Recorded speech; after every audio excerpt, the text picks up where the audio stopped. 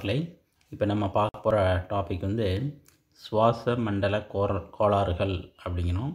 சுவாச மண்டல கோளாறுகள் அப்படின்னா என்ன? நம்மளுடைய சுவாச மண்டலம் உங்களுக்கு தெரியும், நுரையீரல் எந்த மாதிரி வந்து நமக்கு பாதிப்படையுது அப்படிங்கிறத பற்றி பார்க்குறது தான் சுவாச மண்டல கோளாறுகள். அதாவது என்ன பிரச்சனைகள் ஏற்படுது, என்ன நோய்கள் அதனால் வருது அப்படிங்கிறத பார்க்க போகிறோம்.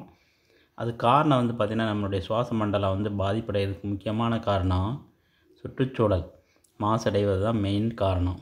உங்களுக்கு படிச்சிருப்பீங்க, மாசடைதல் அப்படிங்கிறதுல நீர் மாசடைதல், அப்புறம் வந்து நிலம் மாசடையுது, அப்புறம் காற்று மாசடையுது அப்படிங்கிறது படிச்சிருப்பீங்க. அதில் வந்து பார்த்திங்கன்னா, இந்த காற்று மாசடையுது அப்படிங்கிறது மிக முக்கியமான ஒன்று. இந்த காற்று மாசுபடுதல்னால தான் நமக்கு இந்த நம்மளுடைய சுவாச மண்டலம் அதில் வந்து நிறைய பிரச்சனைகள் வந்து ஏற்படுது. ஸோ அந்த காற்றை மாசுபடுத்துறதுல வந்து பார்த்திங்கன்னா, ஒவ்வொரு தனி மனிதனும் அதில் பங்கெடுக்கிறான். அது மட்டும் இல்லாமல் சமூகம், சில காரணிகள், தொழிற்சாலைகள், மற்ற அவங்களுக்கு தெரிந்த அந்த போக்குவரத்து துறைகள், இதில் எல்லாம் பார்த்திங்கன்னா காற்றில் வந்து மாசுக்களை ஏற்படுத்தக்கூடிய காரணிகளாக இவையெல்லாம் இருக்குது. இதன் மூலமாக காற்று மாசடைஞ்சு அதை நம்ம சுவாசிக்கும் போது அந்த காற்று வந்து நம்ம சுவாச மண்டலத்துக்குள்ளே போகும்போது ஏன்னா அது சுவாச மண்டலம் பாதிப்படையுது அப்படின்னு சொல்கிறாங்க. அதுதான் இங்கே சொல்கிறோம். சுற்றுச்சூழல், தொழில், தனி மனித மற்றும் சமூக காரணிகளால் நம்முடைய சுவாச மண்டலம் கடுமையாக பாதிப்படைகிறது. மனிதனில் காணப்படும் பல வகை சுவாச கோளாறுகளுக்கும் இதுதான் காரணம். இதில் சுவாச மண்டலத்தினுடைய குறைபாடுகளில் வந்து பார்த்திங்கன்னா என்னென்ன அப்படிங்கிறத பார்ப்போம். அதில் ஃபஸ்ட்டு நம்ம பார்க்க போகிறது ஆஸ்மா. உங்களுக்கு தெரியும் ஆஸ்மா அப்படிங்கிறது. இந்த ஆஸ்மாவால் பாதிக்கப்பட்டவனுடைய அந்த மூச்சு கிளைக்குழல்கள் இருக்குது பார்த்திங்களா, மூச்சுக்குழல்லேருந்து வரக்கூடிய அந்த பிரான்ச், அதுதான் கிளைக்குழல் அப்படிம்பாங்க. அப்புறம் வந்து மூச்சு கிளைக்குழலுக்கு அடுத்து வரக்கூடியது மூச்சு கிளை நுண்குழல்கள். இதெல்லாம் வந்து என்ன ஆகுதுங்கிறாங்க, குறுகி அப்படியே சுருங்கி போயிடுது. அப்புறம் உட்சுவல் வந்து வீக்கத்துடன் காணப்படும். உள்ளே வந்து அந்த சுவர் பகுதி வந்து வீக்கமாகும். இதனால் என்னென்னா சுவாசிப்பது அப்படிங்கிறது ரொம்ப கஷ்டமாக இருக்கும், கடினமாக ஆகுது. அப்புறம் அதுக்கு காரணம் வந்து பார்த்திங்கன்னா, இதனுடைய ஆஸ்துமா காரணம் தூசு, அதாவது காற்றில் இருக்கக்கூடிய தூசு, சில மருந்து பொருட்கள், மகரந்த துகள்கள், சில வகையான உணவுப் பொருட்கள், அதாவது என்னென்னா மீன்கள், இறால்கள் மற்றும் சில பழங்கள், இதெல்லாம் வந்து என்ன செய்யுதுன்னா ஆஸ்துமாவை ஏற்படுத்தக்கூடிய ஒரு ஒவ்வாமை ஊக்கிகள் அப்படிங்கிறாங்க. ஒவ்வாமை ஊக்கின்னு என்னது, அலர்ஜென்ஸ். சில பேருக்கு வந்து என்னென்னா அலர்ஜின்னு சொல்லுவாங்க, ஒத்துக்காது. சில பேருக்கு வந்து இப்போ இந்த டஸ்ட்டுன்னு சொல்கிறாங்கல்ல, அந்த டஸ்ட் அலர்ஜின்னு சொல்கிறாங்கல்ல, அதுதான்.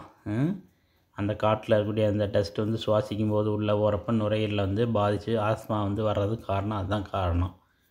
அப்புறம் பார்த்திங்கன்னா எம்பைசிமா அப்படிங்கிறது, இதுவும் பார்த்திங்கன்னா நுரையீரல் வந்து அடைக்கக்கூடிய ஒரு நோய். எம்பைசிமா நுரையீரல் அடைப்பு அப்படிம்பாங்க. எம்பைசிமா என்பது நாள்பட்ட மூச்சு விட திணறுகின்ற நிலையை குறிக்கும். அதாவது ரொம்ப நாளாக வந்து இருக்கக்கூடிய ஒரு நிலை தான், மூச்சு விடுறதுக்கு ரொம்ப சிரமமாக இருக்கும். இது வந்து பார்த்திங்கன்னா காற்றினுடைய நுண்ணறைகளின் மெல்லிய சுவர் வந்து கொஞ்சம் கொஞ்சமாக சிதைஞ்சு, அந்த நுண்ணறைகள் இருக்குது பார்த்திங்களா நுரையீரலில், அந்த சுவர் வந்து என்னாகுமா சிதைஞ்சு வாயு பரிமாற்றத்திற்கான அந்த சுவாச பரப்பு வந்து குறையுது. ஏற்கனவே சொல்லியிருக்கோம், சுவாச பரப்பு வந்து எந்தளவுக்கு அதிகமாக இருக்குதோ அந்தளவுக்கு சுவாச நிகழ்ச்சி நல்லா நடக்கும். சுவாச பரப்பு குறையுது அப்படின்னா அங்கே வந்து சுவாசம் சிக்கல் ஏற்படுது. அப்போ அந்த சுவாச பரப்பு குறையிறதுக்கு காரணம் இந்த காற்று நுண்ணறையினுடைய அந்த மெல்லிய சுவர் வந்து சிதைவடைகிறது தான் காரணம். புரியுதுங்களா? இந்த நோய் காரணம் அதான் இந்த காற்று நுண்ணறைகள் அகலப்படுதலே எம்பைசிமா அப்படின்னு சொல்லுவாங்க. இந்த நோய்க்கான முக்கிய காரணம் என்ன? புகைப்பிடிக்கிறது, சிகரெட்டு, பீடியெல்லாம் குடிக்கிறாங்கல்ல, ஸ்மோக் பண்ணுறதுனால வரக்கூடியதான் இந்த பிரச்சனை. இந்த பழக்கம் வந்து காற்று நுண்ணறைகளினுடைய அந்த சுவரில் வந்து என்னாகுமா, அந்த சுவரினுடைய சுவாச பரப்பை வந்து குறைக்கிறது இந்த புகை. புரியுதுங்களா? புகைப்பிடிக்கிறவங்களுக்கு இந்த நோய் வந்து வரும் அப்படிங்கிறாங்க.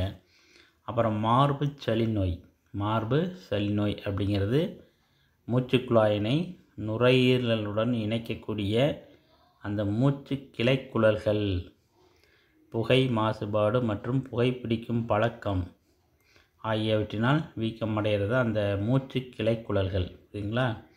அந்த மூச்சுக்குழாயும் நுரையீரலை இணைக்கக்கூடிய பகுதி என்னது, மூச்சு கிளைக்குழல். அது வந்து என்ன ஆகுது, வீங்கிறது. அதுதான் காரணம். இந்த மார்புச்சளியினுடைய அறிகுறி என்ன? இருமல் வர்றது, மூச்சு திணறல் மற்றும் நுரையீரல்கள் வந்து கோழை பொருள் வந்து தோணும். அந்த சளி வந்து உருவாகுன்னு சொல்கிறாங்க பார்த்திங்களா, அது உருவாகிறது. அடுத்து நிமோனியா, சளி காய்ச்சல். இப்போ நிமோனியா அப்படிங்கிறது பார்த்திங்கன்னா, இது எல்லாமே நம்ம சொல்கிறது இல்லாமல் நுரையீரல் சம்மந்தப்பட்ட நோய்கள் தான் எல்லாமே. இது வந்து என்னென்னா பாக்டீரியா அல்லது வைரஸ் தொற்றுனால வர்றது. இந்த வைரஸோ அல்லது பாக்டீரியாவோ நுரையீரலில் வந்து என்ன செய்தான் தங்கி அங்கே வந்து என்ன பண்ணுது, நுரையீரலில் வந்து என்ன செய்யுதுன்னா ஒரு வீங்கிய ஒரு நிலையை வந்து அடைவதற்கு காரணமாகுது. ஸோ அதுதான் வந்து என்னது நிமோனியா அப்படின்னு சொல்லுவாங்க, அல்லது சளி காய்ச்சல் அப்படின்னு சொல்லுவாங்க. இதில் வந்து பார்த்திங்கன்னா கோழைப்பொருள் உற்பத்தி, மூக்கடைப்பு, மூச்சு திணறல், தொண்டை புண் போன்றவையெல்லாம் இதனுடைய அறிகுறிகளாக இருக்குது. அப்புறம் வந்து பார்த்திங்கன்னா காசநோய். காசநோய் அப்படிங்கிறது உங்களுக்கு தெரியும், டிபி அப்படிம்பாங்க. இது வந்து என்னென்னா பாக்டீரியா, அதாவது மைக்கோபாக்டீரியம் டியூபர்குலே அப்படிங்கிற ஒரு பாக்டீரியாத்தால் வரக்கூடிய நோய் தான் இந்த காசநோய். மனிதனுக்கு வரக்கூடிய இந்த காசநோய்.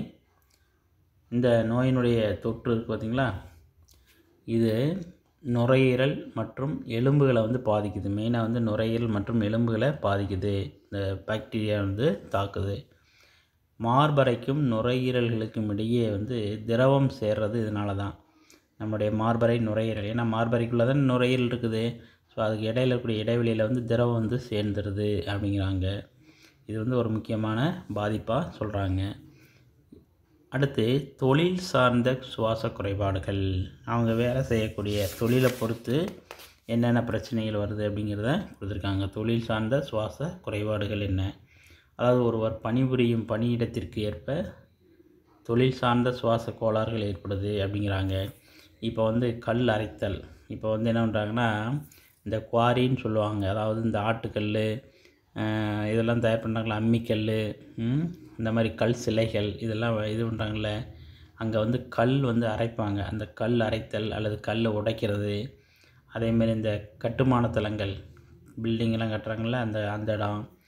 அதேமாதிரி பருத்தி ஆலைகளில் பணிபுரிவோர், அங்கே வந்து என்னது பஞ்சு, ஏன்னா உங்களுக்கு பஞ்சு வந்து லேசாக இருக்கிறது, காற்றுல அப்படி பறந்து வந்தால் மூக்குள்ளே போயிடும். பருத்தி ஆலைகளில் பணிபுரிவோர். அப்புறம் அங்கே வெளியே இருக்கக்கூடிய அந்த தூசு பொருள் என்ன செய்யுமா, சுவாச பாதையை பாதிக்குது.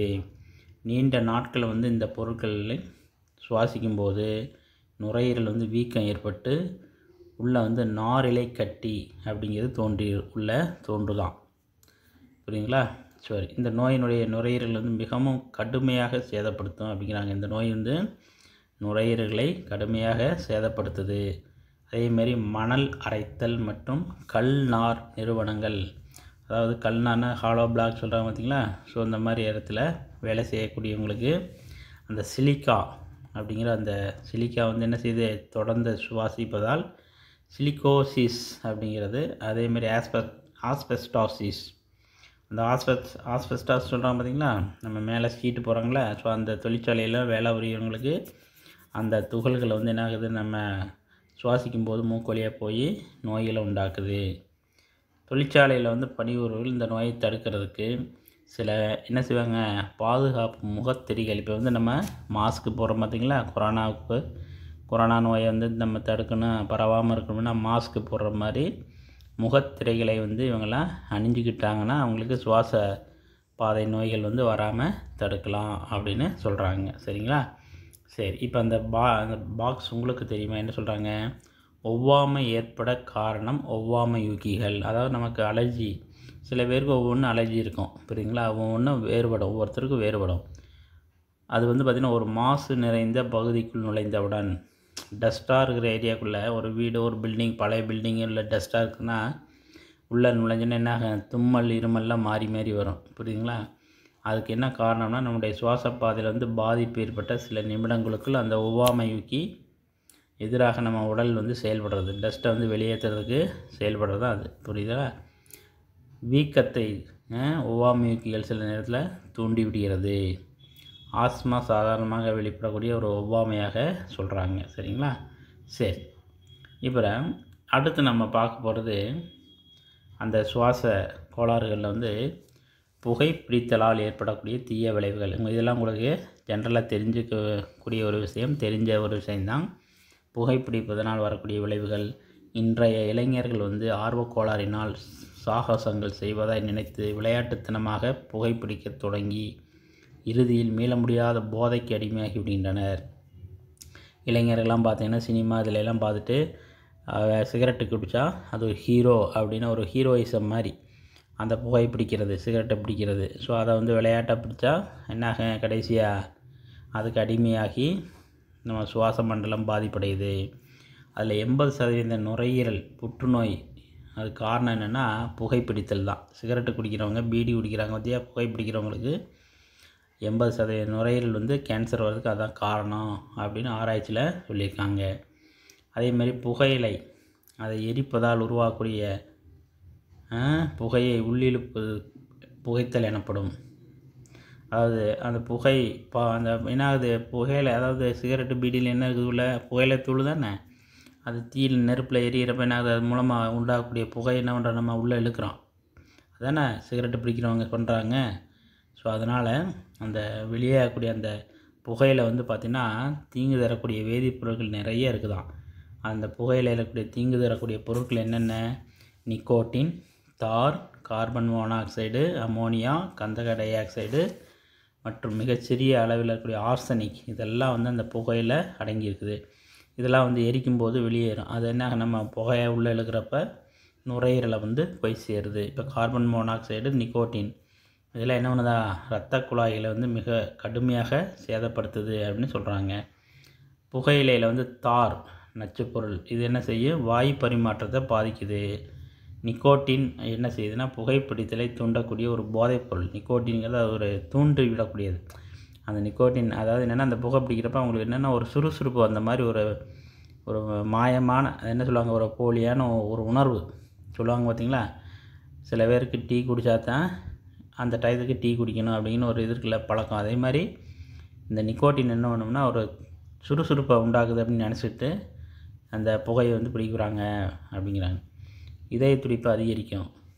இது இரத்த நாளங்களை குறுக செஞ்சிடும். இரத்த நாளங்களை குறுகிறப்ப மிக இரத்த அழுத்தம் உருவாகும். ஸோ இந்த ஹை பிளட் ப்ரெஷர் வர்றதுக்கெலாம், இதே ஹார்ட் டிசீஸ் வர்றதுக்கெலாம் இதனால தான் வருதுங்கிறாங்க. கார்பன் மோனாக்சைடு என்ன செய்யுதுன்னா திசுக்களுக்கான ஆக்சிஜன் அதை குறைக்குது. திசுக்களுக்கு ஆக்சிஜன் போகிறது என்ன பண்ணும், அது குறைக்குது கார்பன் மோனாக்சைடு. இப்போ புகைப்பிடிக்காதவர்களை விட புகைப்பிடிப்பவர்கள் நுரையீரல் புற்றுநோய், வாய் மற்றும் தொண்டை புற்றுநோயால் அதிகம் பாதிக்கப்படுகின்றனர். இந்த கேன்சர் வர்றது வாய் புற்றுநோய், ஏன்னா வாயில் புகையிலை போட்டு மெல்லுவாங்க, சிகரெட்டு குடிக்கிறது, இதெல்லாம் மவுத் கேன்சர், வாயில் புற்றுநோய் வர்றது, தொண்டையில் புற்றுநோய் வர்றது, நுரையீரல் புற்றுநோய், இதெல்லாம் வர்றதுக்கு நிறைய வாய்ப்பு இருக்குது. புகைப்பிடிப்பவர்களுக்கு அதிகமாக வரும்.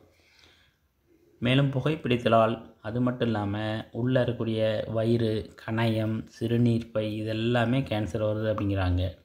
அது மட்டும் இல்லாமல் விந்தணுக்களினுடைய எண்ணிக்கை குறையுதுங்கிறாங்க. மலட்டுத்தன்மையாயிருவாங்க அப்படின்னு சொல்கிறாங்க. விந்தணுக்களின் எண்ணிக்கை குறைகின்றது. அப்புறம் புகைப்பிடித்தல் சுவாச பாதை மற்றும் காற்று பைகளையும் சிதைப்பதால் நுரையீரல் அடைப்பு மற்றும் நாள்பட்ட மார்புச்சளி இதெல்லாம் உண்டாகுது அப்படிங்கிறாங்க. புகைப்பிடிக்கிறதுனால என்னென்ன பிரச்சனைகள் எல்லாம் ஜென்ரலாக நீங்கள் படித்தாலே தெரிஞ்சுக்கலாம்.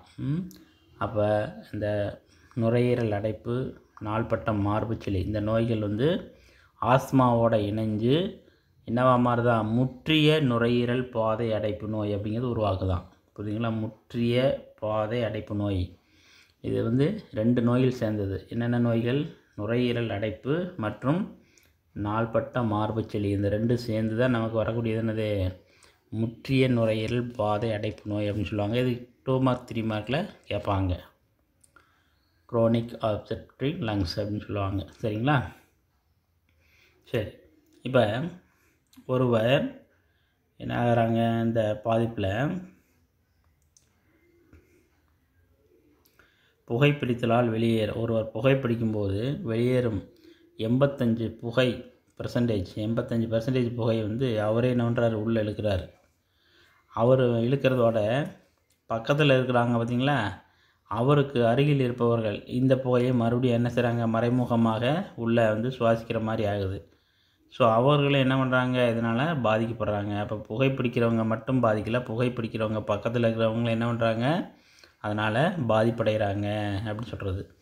புகைப்பிடிக்கும் பழக்கம் உள்ளவர்களுக்கு என்ன செய்யணும், நம்ம கவுன்சிலிங் தகுந்த வழிகாட்டுதல் வழங்குதல் இந்த பழக்கத்திலிருந்து அவர்களை மீட்பதற்கு உதவுது அப்படிங்கிறாங்க. சரிங்களா? இதோட இந்த லெசன் முடியுது. நெக்ஸ்ட்டு லெசன் அடுத்ததில் பார்ப்போம். Thank you students.